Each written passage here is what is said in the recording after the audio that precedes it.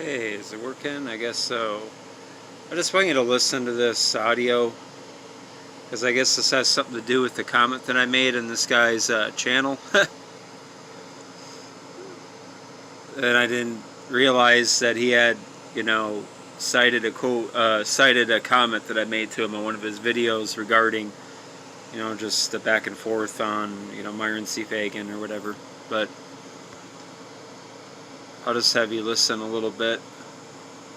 My last live, I just wanted to go ahead and, let it be certainly known what goes on here and how the person who runs this channel thinks and acts, and it's going to be, because I don't want somebody to come here and thinking this is a channel that it's not. First thing I want to talk about real quick, I know I said I wasn't going to do a live for a while. After I get off here, I'm going to continue picking up the Cooper broadcast, the Cooper, the mini clips and things like that. I want to talk about trivial matters for a second. It's not going to be like an hour-long live or anything. People, for some reason today, people have this, they want to react to these trivial matters in ways that I just don't get. And for those of you who do that, I want to let you know that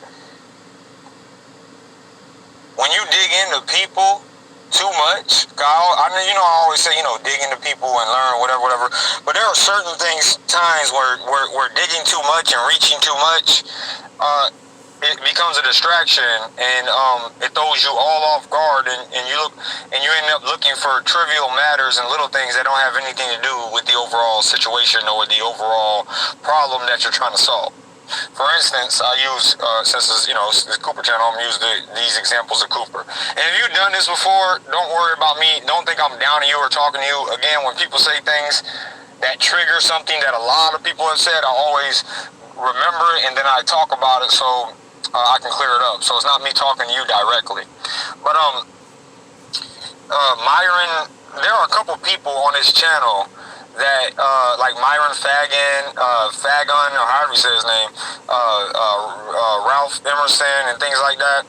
And a lot of people, when you come to me and think you're, exposing something about these people, or you think that you know something that I don't know, you don't understand the way Cooper did his broadcast and the way he worked and the way he researched. You see, because I'll use somebody like, let's say I use Myron Fagan or Anthony J. Hilder or something like that. Regardless of if they have turned or not, you turning and becoming, working for the enemy or whatever, that doesn't mean that every single thing that you say is a lie. For instance, Alex Jones. He works for the enemy, but so that's why he doesn't always say a bunch of lies 24/7. He has to put it in. And another thing, let me get I'm gonna go off subject real quick and talk about something about Alex Jones. Alex Jones did not expose the Rockefeller. Alex Jones did not expose Bohemian Grove. Alex Jones did not expose the list of things that you people keep coming here and trying to say he did. I give credit to Alex Jones for again, I'm not picking on you, I'm saying this way, but a lot of people say, I give him credit for exposing Bohemian Grove, but I give him credit for, how can you give him credit for things that he did not expose and he was not the originator of? One, that's the first thing I don't get. Well, I'll give that a break. But he's talking about this comment on here that I gave to him on this video, the shill Alex Jones, Bill Cooper. I do give Jones the credit for waking me up to the coming police state. I watched his film Bohemian Grove and Endgame in 2006 and 2007. He exposed the Rockefellers, Ted Turner, Bilderberg meetings and their eugenics history and agenda. I would not have never known about all that stuff if I had not listened to Alex Jones. Now, I was just telling the truth. I mean, Alex Jones was the first guy I heard about the New World Order from, and there's nowhere in there that I said that he was the first to expose all that stuff. He was the first guy that I listened to that exposed that stuff. Big, huge difference. And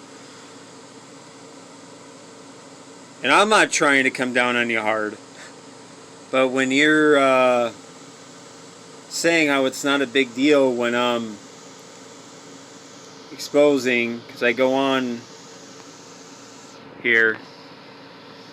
Well, let me finish this quote before I go on, because he says that, just because these guys had turned at some point, he's talking about Anthony J. Hilder and Myron C. Fagan, that just because they turned at some point does not mean that they told some truth, so therefore it's okay for him to put them guys on his channel and give them credit for exposing whatever they're exposing. I agree. But that don't mean that... But how come you don't have that attitude with Alex Jones? Anthony J. Hilder spoke highly of Alex Jones. So I don't understand or get why you're okay with, bashing and exposing everything to do with Alex Jones and attacking him and all the time the way you do, but whenever somebody is pointing out stuff with the other guys, you treat the person like they're some kind of heretic or it's trivial matters. They don't matter. But anyways, this is what I finished with this comment here. I just never worshipped talking about Alex Jones. I basically said, thanks to Alex Jones I heard of this stuff, but I never worshipped him or anyone else. Just do your own research, never blindly trust anyone, and you'll be fine. Yes, I think Jones is a closet Freemason Rosicrucian, and I have heard him hint to that a few times, but so were our founding fathers, who Bill called geniuses and patriots. R. Swimer Clymer was a descendant of founding father George Clymer. Both were Illuminati, and it was Clymer who was one of the first exposing the eugenicist socialist world domination plan of the globalists in his book, Age of Treason. This book right here.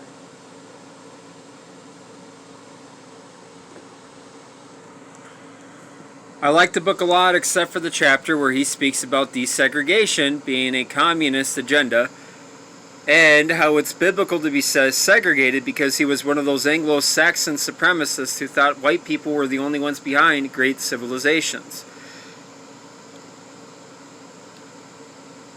He thought the Egyptians were white, but what gets me is that Cooper devoted time exposing Anglo-Saxon supremacy. Yet completely missed that Anthony Hilder's mentor, Myron C. Fagan, was one.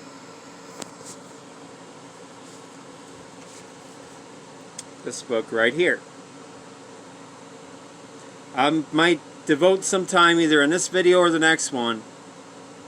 Whether you like them, hate them, I know that whenever I do this, I'm not so popular. But whenever I go this deep in exposing some of these holes in the truth movement, I get attacked viciously. Like I got attacked with my old Alan Bradwell channel when I was reading from the How Greatest White Nations Were Mongolized Within Negroized by Myron C. Fagan, proving that he was a white supremacist. Sorry, but he was. I guess I could look at it though, and I still will say this. I guess I could look at it like they're not all to be trusted, or just maybe nobody's perfect, maybe a little full of shit sometimes, but they all made their contribution. Just the thought. Then he said everything you just said that he exposed was not originally exposed by him at all. I'll give you one guess who exposed all of that years before Jones, but everyone is free to listen to whoever they want. And again, I didn't say he originally exposed it. That was the person that I first found that exposed it to me. Okay? So this is what? Because people are attacking Alex Jones. Okay. But people have been attacking me when I point out similar holes with the other so-called truthers. Clear ones. So I dropped this one on him. Let me ask you something. Being a black man, how do you feel about the fact that Anthony J. Hilder's mentor, Myron C. Fagan, and that's in an interview where he has talked about him, he has referred to him as his mentor. He produced Myron C. Fagan's Illuminati records. Illuminati CFR records. Wrote a small book, How Greatest White Nations Were Mongrelized and Negroized. And the way I spelled it is because I didn't want YouTube catching that. No, that's hate speech. Where he thought you, being black, were nothing but a savage that needed to be kept under, quote, white man's law. That's exactly how he put it. Because freeing you from the bonds of Jim Crow oppression was a plot by the Illuminati to destroy America. Go read the book. Think I'm lying?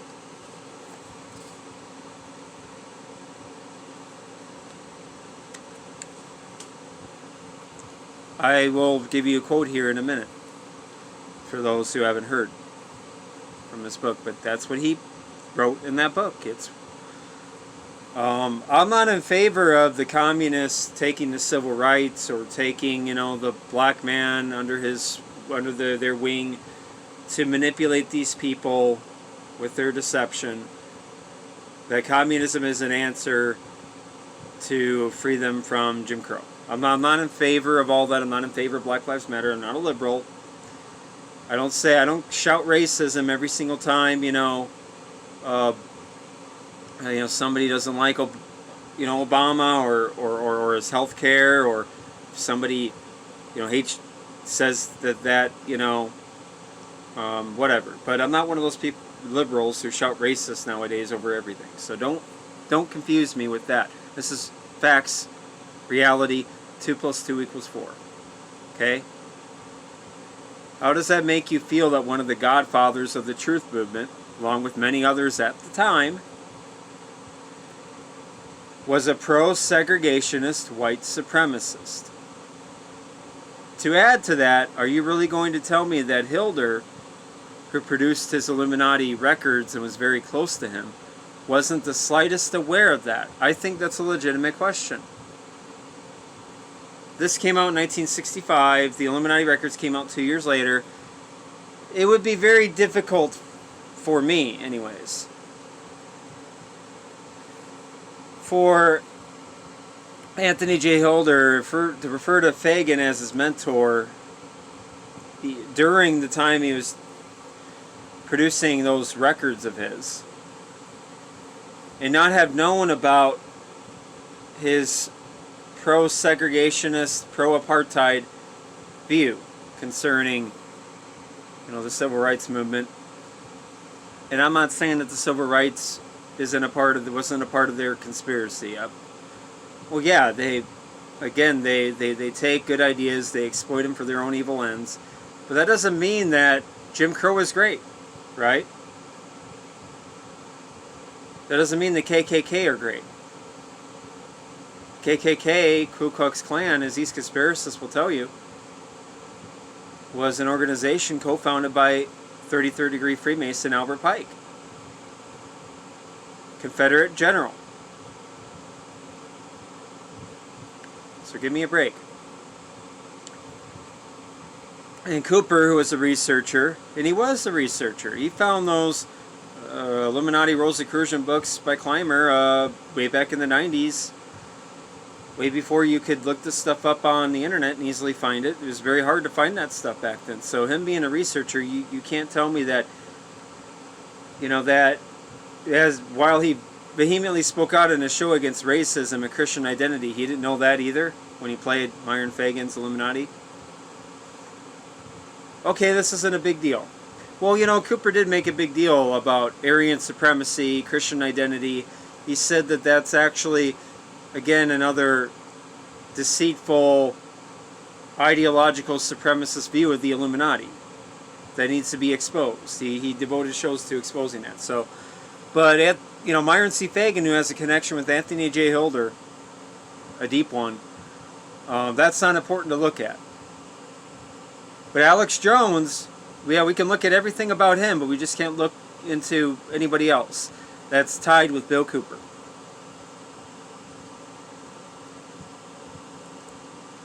My point is there could be suspicion with everybody, but every one of those truth speakers, including racist Fagin, made some contribution to the cause of truth, and he did.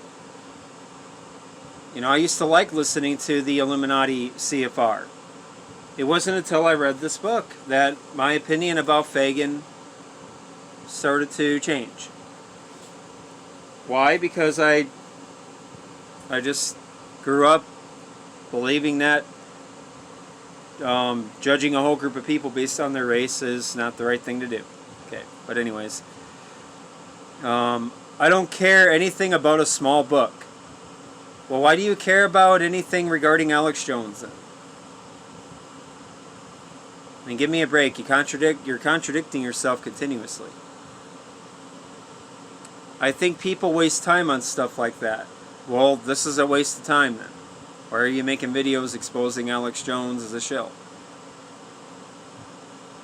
Alex Jones, I mean, under, using your logic that you just gave to me, that's trivial stuff. Alex Jones is exposing the big picture on what's going on, right? That's what we're led to believe. The Great Reset, the phony COVID narrative that's responsible for the lockdowns and the face diapers and all that stuff. So he's exposing all that, the vaccines. He's having doctors and scientists and guests on his show exposing that the vaccines are, not for our best health. I won't say any more, and I don't want to get my video taken down, but he's exposing Black Lives Matter and all that deception there. So, since you're basically telling me that, hey, we should look at the good of all these guys, since they told the truth, well, why don't you do that with Alex Jones then? Well, the problem is when we're seeing all these red flags, then we should be paying attention to them, not just selecting, certain individuals that we don't like, blacklisting them as, Masonic agents or whatever, in the case with Jones, and then ignoring the red flags with the other truthers. That's being a hypocrite.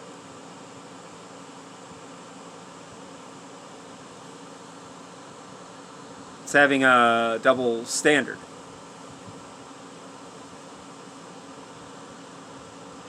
If what was said by Holder was true, it doesn't matter who his mentor was, nor does a book his mentor wrote matter. Cooper has Myron on this channel too, because the information he was giving out was true. God bless. Put some of Alex Jones' stuff on there, where he talks about the truth.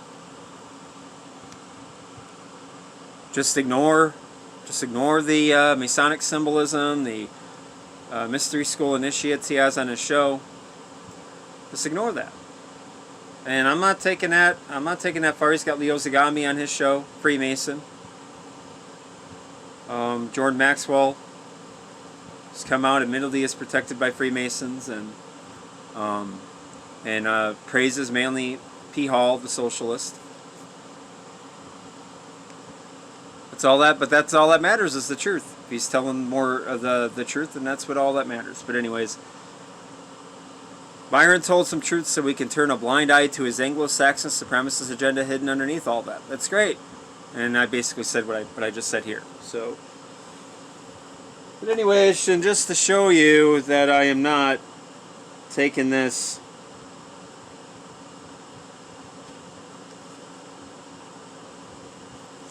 out of context, I'll just pull up some quotes here. This is from page 18. Can't read that because of the screen, I bet. I'll just read it. I'm going to do another video on this, and my last time I did all this, I don't think I did it the right way. I approached it right, and maybe that's on me. But, so I'm going to do another video where I am exposing, I'm showing this. I'll just say I'm showing this. Whether you love him, hate him, whatever. This is on page 18 of Myron C. Fagin's How Greatest White Nations Were Mongrelized and Negroized. In short, all the liberal bleeding hearts, civil writers, integrationists in our midst will assure us that America must solve her race problem by thoroughly integrating and assimilating the Negro population into our white man's civilization. impossible as that is in the very face of it. As impossible as it is to integrate and assimilate lions and tigers with wolves and rabbits. They will also tell us that such integration and assimilation will not change the basic racial characteristics of our country. They insist that integration will not necessarily mean that a racial amalgamation of the white and Negro races will follow, despite their encouraged intermarriages of blacks and whites.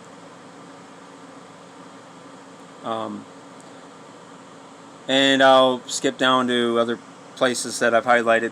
To completely torpedo those treasonous arguments and reveal the utter falsity of such statements, I will select from the records of history another striking example of how mighty white civilizations perished when over the centuries the Caucasian elements of their populations were intermingled with the non-white segments through racial integration and amalgamation. And yeah, so that's just a little snippet here. And I will read again another piece from his book on page 12. This is where he praised the Ku Klux Klans. And okay, I'll admit, I'm not perfect. I don't know everything. Maybe the Northerners did their evil too. I'm not picking a side. I'm not picking South or North. I'm just saying, I know the Ku Klux Klans were not very nice people. Okay? I know that. We know all about the Reconstruction scheme that followed when Northern carpetbaggers and barefoot and illiterate Negroes were set up as judges, all backed up by the bayonets of Northern troops who systematically robbed and persecuted the Southern people. That scheme was torpedoed by the heroic Southerners themselves, who set up the presently much paraded Ku Klux Klans, who terrified the Negro judges.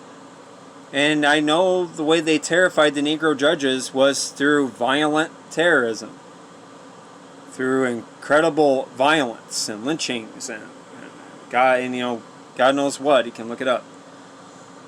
And drove the Northern racketeers out of the South. Had that not been done, we would have had a black republic in the South within a few short years after the Civil War, and easy to conquer North in the following years. Thus it was the heroic Southerners. Now remember, he called the KKK, he's talking about the KKK with these heroic Southerners. It was the heroic Southerners, or it was the KKK, who continued to fight that saved the Union. And it was the same heroic Southerners, to him, KKK, who forced the conspirators to crawl into their holes. But wait, the faction of the conspirators set up the KKK. Albert Pike, Bedford Forrest. I thought those guys were part of the Brotherhood. To wait until the people would, quote-unquote, forget.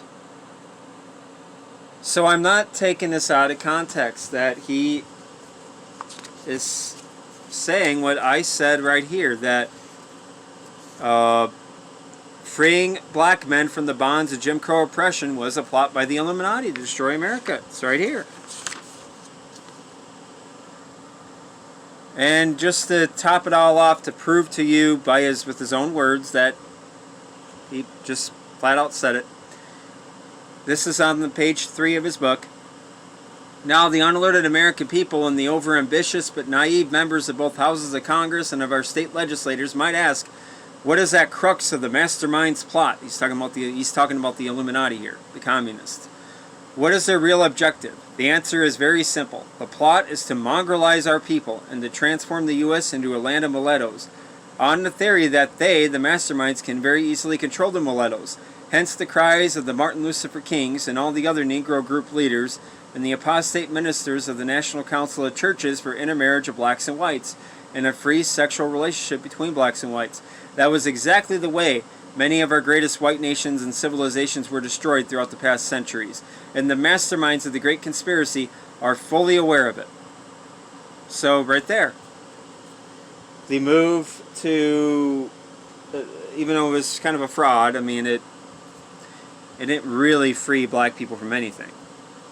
just kind of put them on the plantation with the other agenda, with the socialists and stuff, you know. But anyways, my point is that Jim Crow wasn't any better.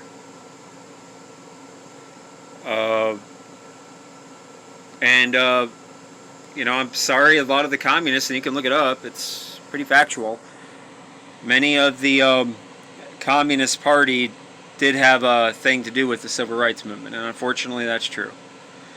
Fortunately that's true. But where were all the patriots? I mean, you know, couldn't they see that? I mean, you know, if we're a people that want people to be free, isn't seeing any kind of oppressed people, you know, wanting to stand up for those oppressed people and free them too? I mean, you know what I mean? But no, a lot of the patriot type people back in that day, not everybody, I don't know everybody, were on the side of Jim Crow. They were on the side of,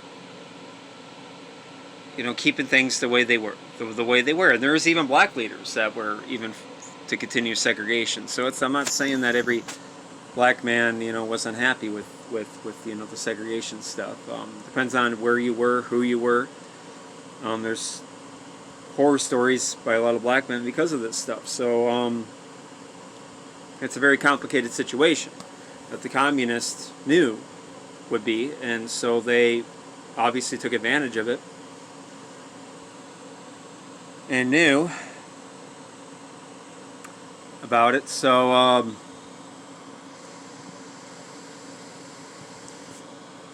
John F. Kennedy, you know, made a speech, his civil rights address. Whoops. So does that make John F. Kennedy, who according to Bill Cooper, you know, the Illuminati shot and killed, does that make John F. Kennedy a part of that? Maybe he was, maybe he wasn't. I don't know. But good evening, my fellow citizens. This afternoon, following a series of threats and defiant statements, the presence of Alabama National Guardsmen was required on the University of Alabama to carry out the final and unequivocal order of the United States District Court of the Northern District of Alabama. That order called for the admission of 2 clearly qualified young Alabama residents who happened to have been born Negro. That they were admitted peacefully on the campus is due in good measure to the conduct of the students of the University of Alabama who met their responsibilities in a constructive way. I hope that every American, regardless of where he lives, will stop and examine his conscience about this and other related incidents. This nation was founded by men of many nations and backgrounds. It was founded on the principle that all men are created equal, and that the rights of every man are diminished when the rights of one man are threatened. Today, we are committed to a worldwide struggle to promote and protect the rights of all who wish to be free. And when Americans are sent to Vietnam or West Berlin, we do not ask for whites only. It ought to be possible for the American students of any color to attend any public institution they select without having to be backed up by troops. I agree.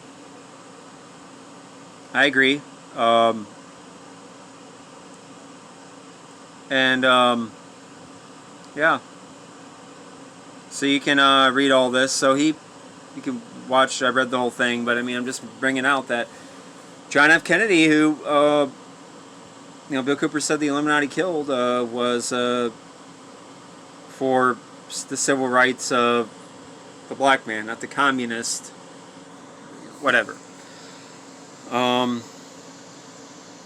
in case you're interested, if you don't want to buy the book on Amazon, nationalist.org, which is a racist white supremacist website, does carry a section, a good chunk of this book on here. This is where I first read it before I decided to buy it on Amazon. It's only $5, I believe. So you can read it. It's right here. So Martin Luther King, again, some connections with communists. Maybe. It's unfortunate, but maybe. But again, you know, does that make the idea of, I guess, making things easier on people that we saw as inferior, a bad idea? I don't know.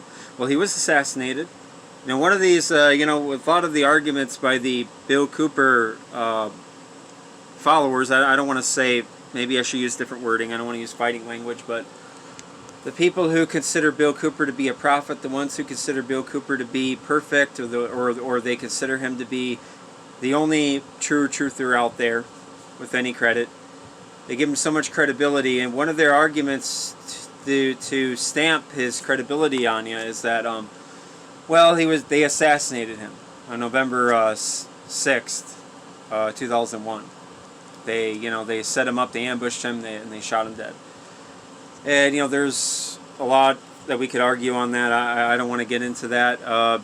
Maybe they did, but hey, Lucifer King, according to Myron Fagan, Martin Luther King was assassinated. Who assassinated him?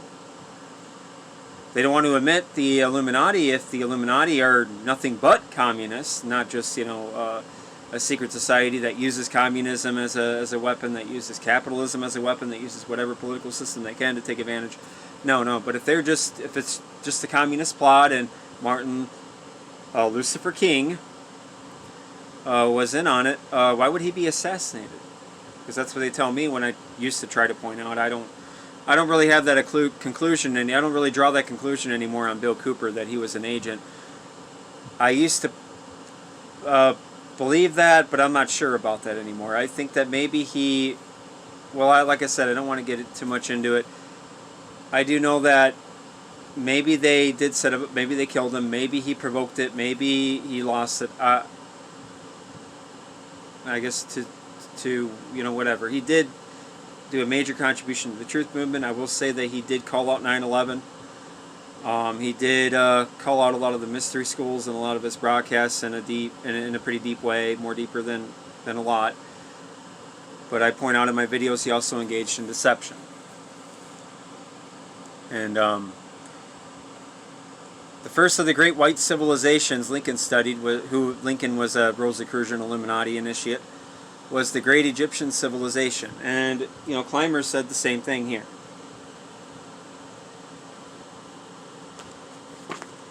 Clymer, Age of Treason.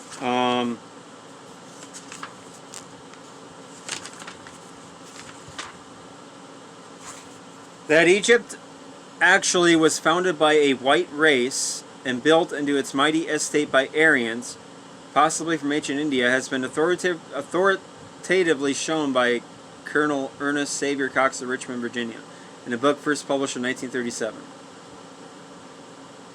He claims it proves as conclusively as possible that Egypt was founded by a white people from the Mediterranean branch of the white race. Just, yeah. The same stuff Myron C. Fagan pushed here. Was he an agent?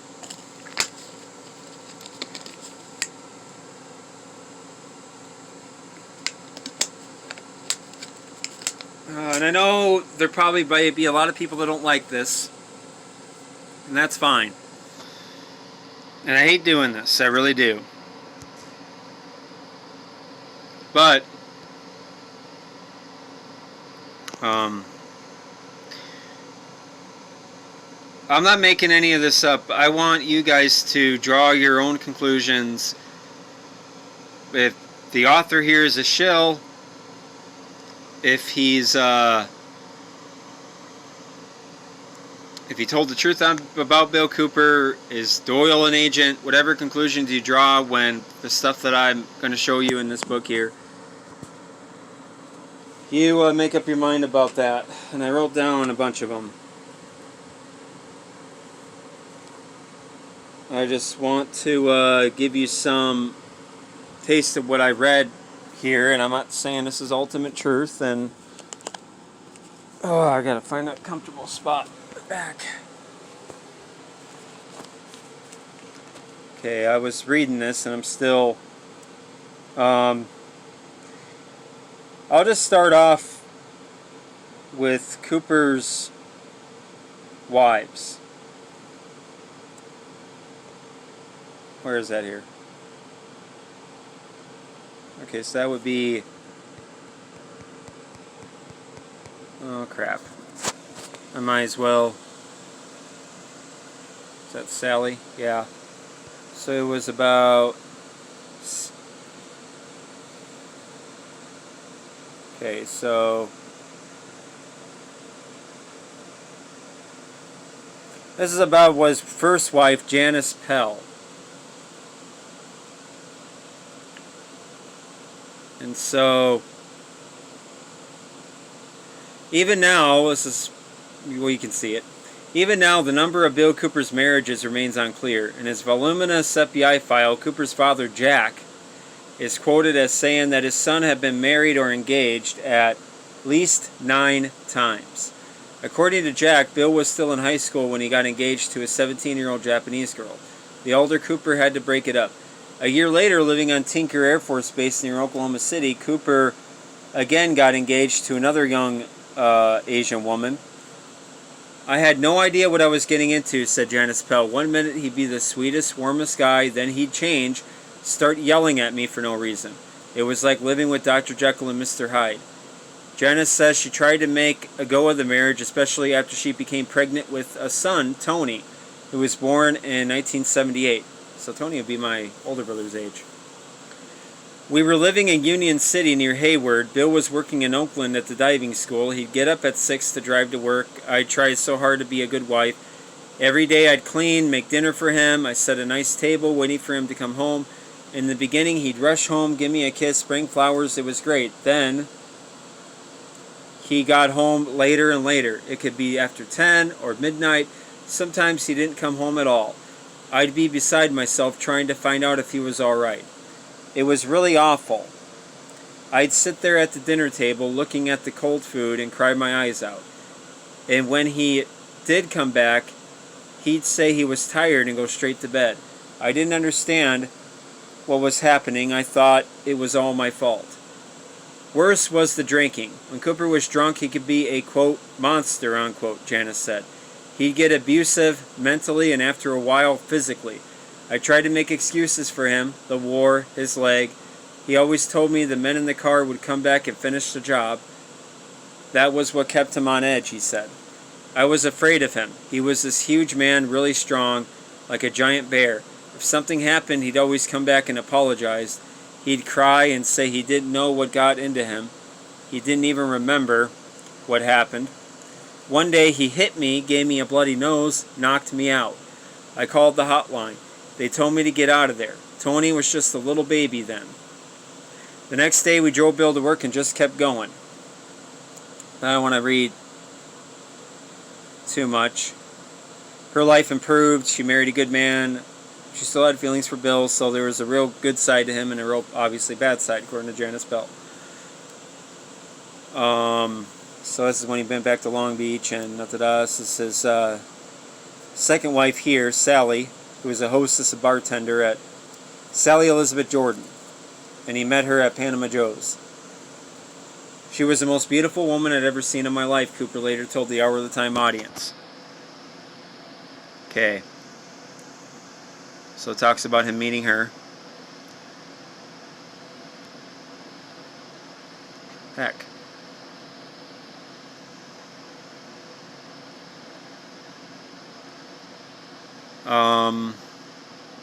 Okay.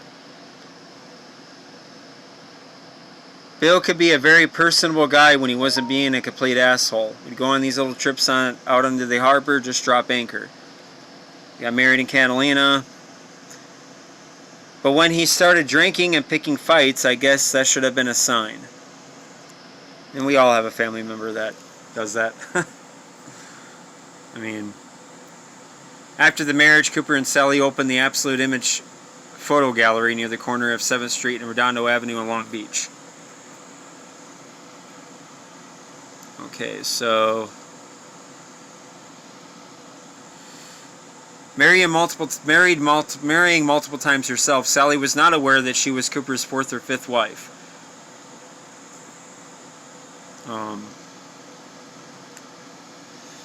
She did say he was a decent father, but Sally remembered how happy she was when she found out she was pregnant. It was the greatest day of my life. I ran home to tell Bill.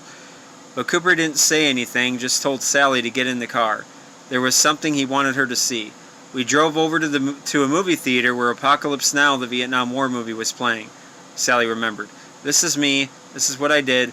Bill told me. It was unbelievable. I was happy about the baby, and he takes me to watch these atrocities. Things began to go downhill from there. At one of his dive jobs, Cooper got into a dispute with his boss. Bill saw the guy inside the workroom and punched his hand through the plate glass window to get at him. He got fired for that. And I don't want to get into all that stuff, but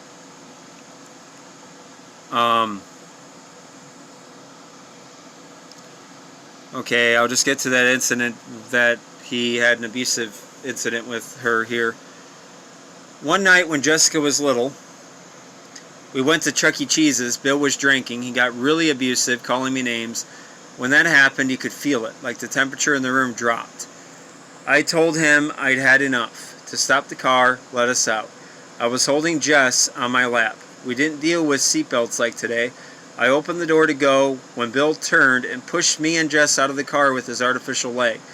It was like getting hit by a 4x4. We went flying. I was okay, but then I looked and Jess's tiny face was all cut up. You know, I mean, I'm not trying to say that, you know, that we should just hate everything about him after this, but there we go.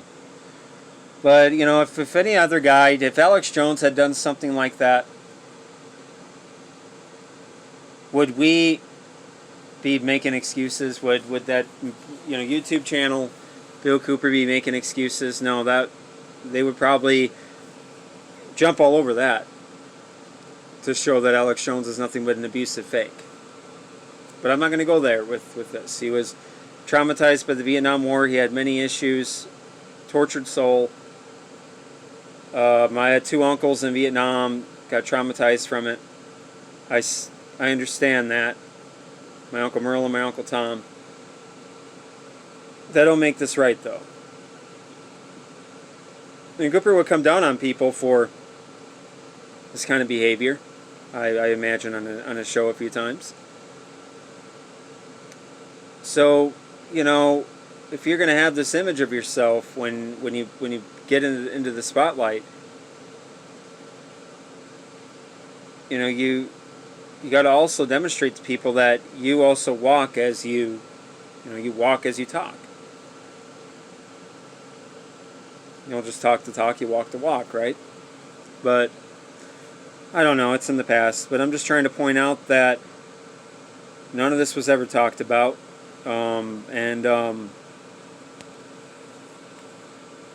You know, if Alex Jones had any of this history, that they'd certainly be attacked for it. He had a breakdown and talks about here, but there's other stuff in here. It's all over in this book here that. And you know what's something about this book too that I'm reading is that it must be all approved by Doyle Shamley. What does that make Doyle Shamley then? And I'm going to let you guys draw your own conclusions with all this. I'm not trying to arrive at any conclusion here.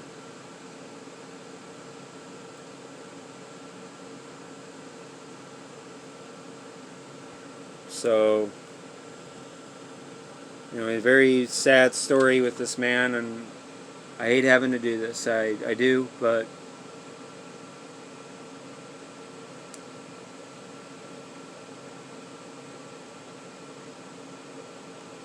oh, there's some where Doyle's bashing Bill here.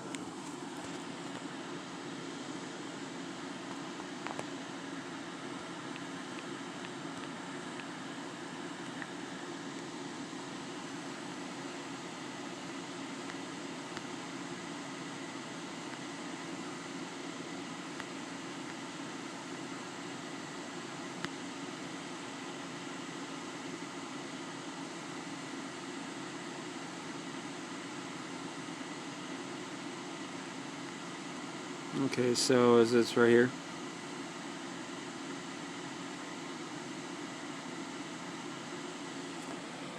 I'm gonna put this up here.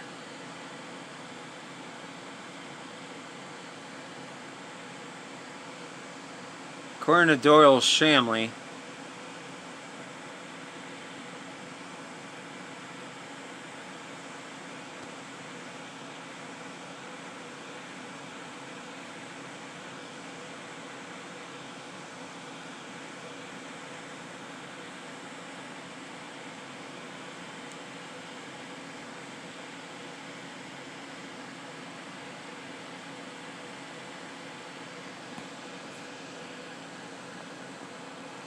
Despite Cooper's frequent claims of tight security, the witness experienced no defensive measures taken regarding the arrival of his car. And he's talking about up here. This is in the FBI file if you want to read it. A listener of Cooper's thought he might have suffered a heart attack. He drove over to there. He entered Cooper's residence to find himself in the middle of a free-for-all. Cooper was yelling at someone whose name is redacted, but is clearly Annie. There was a lot of tension and hostility as Cooper told redacted that she should pack up and go, unquote. The respondent goes on to say that he quote, lost a lot of respect for Bill from what he saw last night, unquote. So we don't really know exactly what was said for a listener to lose respect for him. Some hours later, so it talks about their time before Annie decided to leave. Of course, I believed for a long time that Cooper packed up his family's stuff and left, and made them leave the country to protect them from the New World Order. Now,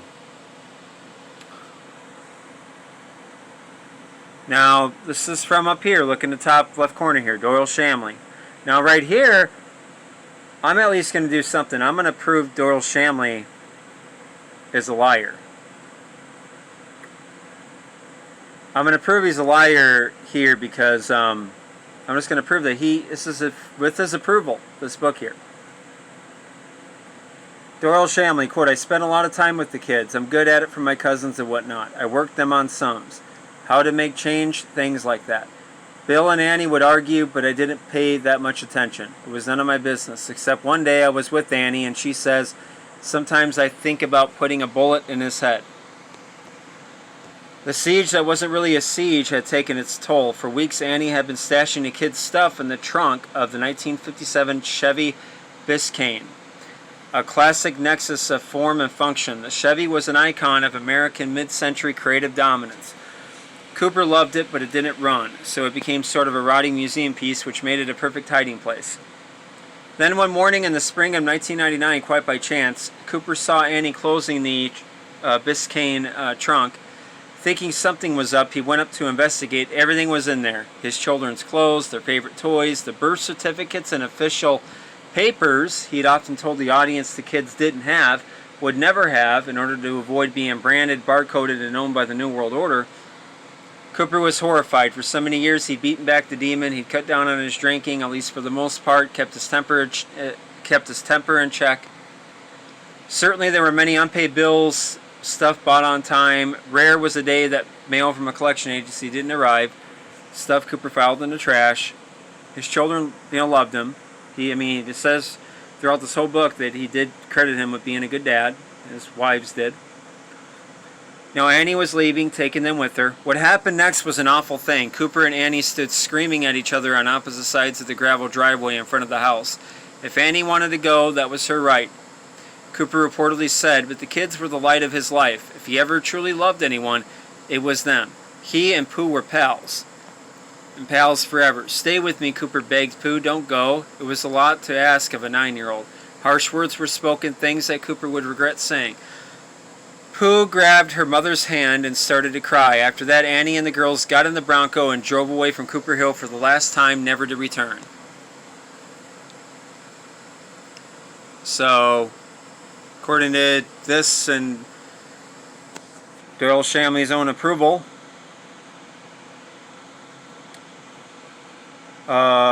with him writing all this stuff in the book, he didn't pack up his family and send them off to safety outside the country. She left him because of their marital issues, which is shouldn't be any of our business. I'm just trying to expose things that, like the big elephant in the room. But if you're bashing people for being liars and not telling the truth, and I even heard him say, because he had people that were calling his show that wanted to be a part of the militia, but he would say that, well, you're not qualified to be in the militia. I remember him telling one caller because he had a record and he was violent. Well, what did that make Bill then? With his, record of behavior. But anyways, Let's get to, and right here, the FBI file even made mention of the departure of the kids from Cooper Hill, and she went to California. I don't know what she did, but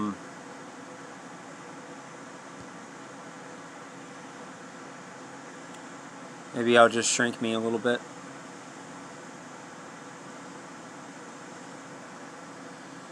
There we go.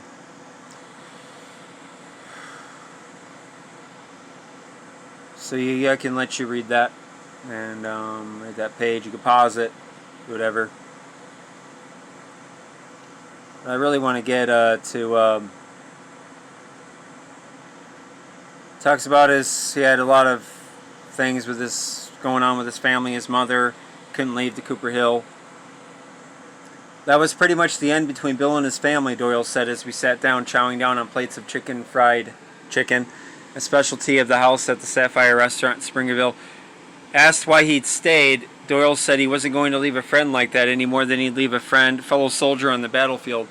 In retrospect, given the grim circumstances, much of his life on Cooper Hill sounded funny. Here I was, a trained combat veteran in Desert Storm, and I was marching up and down in full body armor guarding Bill Cooper's backyard, Doyle said, cackling at the absurdity of the memory. We had a bunch of Radio Shack motion sensors that we stuck in the ground around the house. It was a waste of money because jackrabbits kept setting them off, Doyle reported. A few days later, I heard Bill bragging to the hot audience that the compound was so secure that a jackrabbit can't twitch his nose without us knowing about it.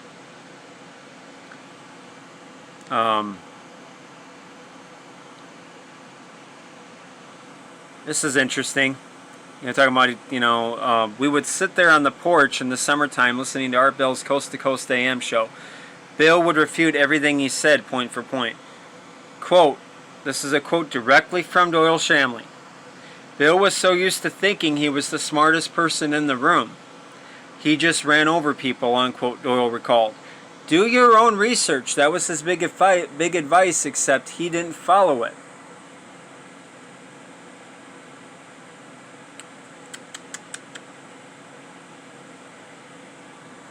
After a while, he decided he knew everything worth knowing. Mentioned a topic, and he already knew all about it. That wasn't going to work with me. We had some incredible arguments about history, religion. They go on for days. I kind of missed that because I could usually trip him up one way or another. But I'd be lying to say I didn't learn things from him just on the age difference alone. So,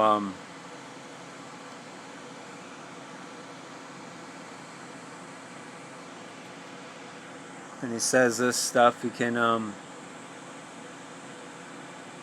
Meanwhile, this is Doyle again, Bill was sitting on his ass ordering this stuff online. Once he realized he could buy stuff without leaving the house, he went hard on that. He bought camera equipment, stamp collections, old 78s, model airplanes. One time he bought a bunch of clocks from decommissioned Russian battleships. The UPS guy was coming all the time. We made him come from the road because we didn't want just anyone dropping by. The stuff piled up. There were some packages Bill never bothered to open. I'd scream at him, like, what are you going to do with this shit? How was this going to help restore the Constitution? Then there was this day when I noticed that Bill's name wasn't mentioned on the website with the federal fugitives. In the beginning, he'd been right up there, in the top 10. Now he wasn't there at all. I thought he'd be happy. They dropped him off the list. Bill, you won, I said. He got mad. He said this was a trick, some way to get him to give up. One day he said he wasn't sure if he could trust me anymore. Now I was an agent like everyone else. That was it. I'd been up, taking care of him, basically being his caretaker, popping these gross pustules he got on his back, helping him with his leg, and he's saying he can't trust me. So he left the hill, I guess, because of that. According to Doyle. So I'll let you read the rest of that. So even according to Doyle, Bill could still continue to drink on and off. But I'm probably almost an hour in here. 55 minutes, so I'm getting pretty close. But I want to see if I can be quick with this. And I might need to do a part 2 of this, because, you know, this is you see, he's saying all this is trivial matters and BS.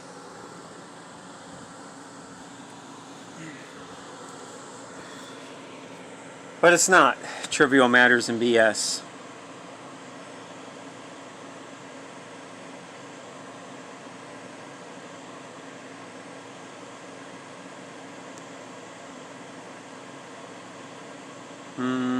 Let me see here. Where is that? Okay, the hour of our time.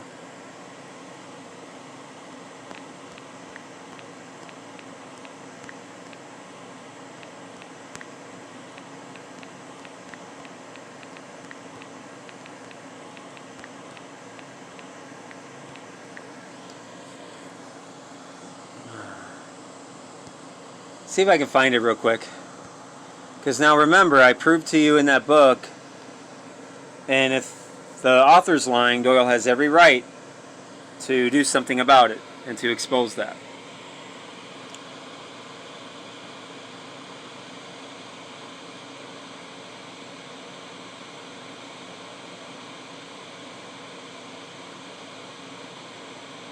Okay, it's like right around here, I believe.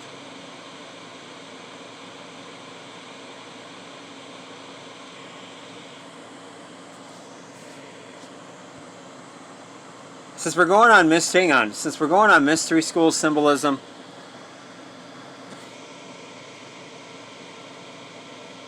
let's take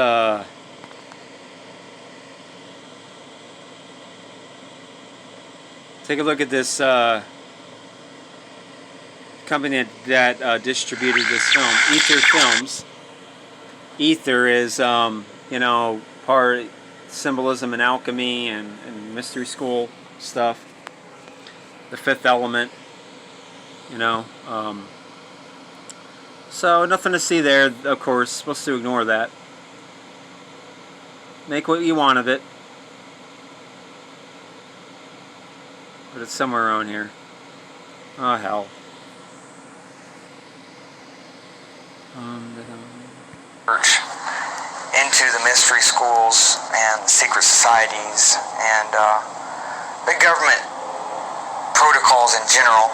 I was in the next town over running some business errands and came back, and he came rushing out to meet me, and he said the federal marshals were just here. I said, what? He said, yeah, they came up and they said they were going to serve me with charges. Well, he countered him with the jurisdictional issue, which he is probably the expert on, or was the expert on, and is on the website. Because then they, as in federal government, started pulling goofy stuff. Agent Fillerup was an FBI agent out of Pinetop Lakeside. Agent Fillerup showed up one day, this is just a couple weeks after the federal marshal initial visit. We were out in the backyard barbecuing, which we often did. He got out of his Bronco and said, oh, I just want to talk like old friends. And basically we told him we knew he was full of shit. And, well, let me just hand you this envelope. He's waving it.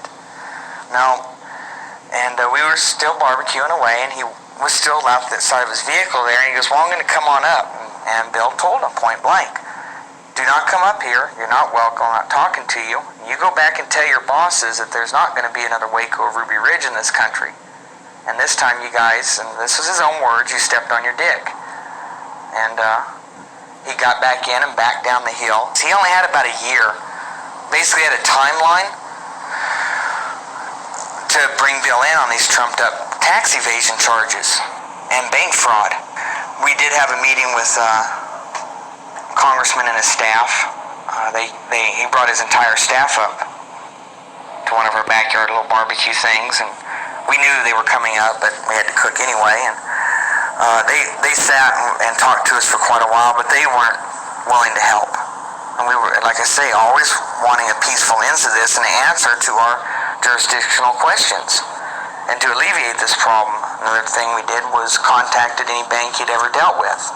Car loans, banks, house loans, property loans, anything. Oh, no, we're glowing customer, paid off early, never late. No fraud in existence. Should be coming up. here. So essentially, when the year came up, that Filler Up was quasi-given as a deadline and nothing had taken place, he was moved on. Agent Filler Up to who knows where, maybe the real Siberia. And things seemed to calm down a little bit. And we were hoping that maybe it would just kind of go away. Unfortunately, things did not calm down. After Agent Filler Up's departure, more agents were assigned to watch Cooper, and Bill was eventually placed in what was known in the 90s as Filegate, where President Clinton ordered unconstitutional investigations into a number of individuals that were deemed a threat. The heat escalated to the point where Bill felt it was necessary to protect his wife and children by placing them in hiding for their own safety. It was now Bill and Doyle fighting the federal government on what seemed to be phantom charges. So, yep, this documentary here, and, you know, I thought, you know, they were telling me the truth, but no, it's a flat out lie. And, you know, I always think I can just, you know, if I had the data in this phone, the storage, to be able to create a 2-hour video, you know, maybe I should somehow find a way to get extra storage and be able to do that. I would be able to go on, but looks like I'm gonna do a part 2 of this so I can try to get as in depth as I can. I know that this isn't gonna make me popular. I know that. I hope that this people who have subscribed to my channel, the 9 subscribers I have on my Truther Bombs 84, don't unsubscribe because of this. I'm not trying to attack. I'm just, you know, this guy on here, you know, uses my comment, and then, you know, I'm just going to finish it up with the second video. But I just proved right here that, you know, these guys are a bunch of liars. And I'm not saying it to be mean. It's just when you were telling people, Doyle, for years, that Bill took his family and fled as part of the fight against the New World Order, and then you go and tell a socialist that I hear, Mark Jacobson, that no, that's not the case because of Bill and Annie's dysfunctional issues they were having, she packed up and left.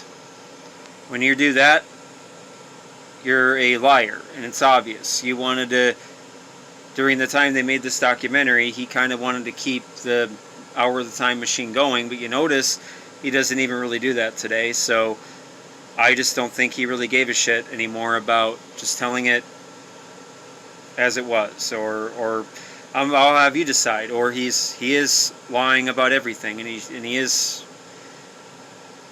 was an agent. I'll just have you decide on all this, whatever. But I'm just pointing all this stuff up. Look, I can point out every single one of these guys and say, oh, they must be agents because of all the things I'm pointing out with these guys.